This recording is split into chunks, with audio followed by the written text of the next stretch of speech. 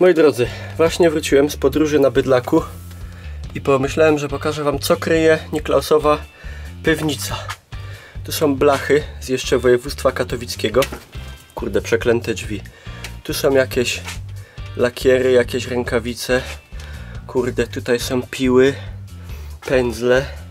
Tutaj jest szafeczka montowana jeszcze pewnie za Niemca. Tu jest drzewo do palenia. Tam są moje sanki, co za bajtla jeździłem. A jest nawet sierp, dobrze, że młota nie ma. Jest bydlak. Tam są jakieś pudła po kąpie, coś takiego. Tu są jakieś... Co my tu mamy? Jakieś przetwory. Kurde, jakieś grzybki.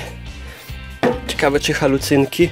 O, tutaj jest ulubione narzędzie zabójcy z Dead by Daylight. Jakieś donice. Tutaj, kurde, podkowa na szczęście. Lampa naftowa, jakby nas odcięli. O, to jest bardzo fajne naczynie.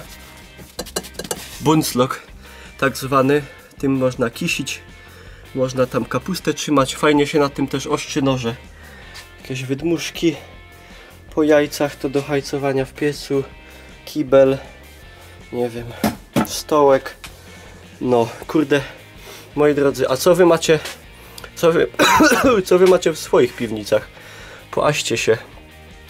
Ja mam takie właśnie. Takie rzeczy. Same potrzebne. Tam kiedyś kartofle miałem na zimę, a teraz tam trzymię drzewo. A to jest od mojego dziadka koło. No, to moi drodzy, trzymajcie się. Elo.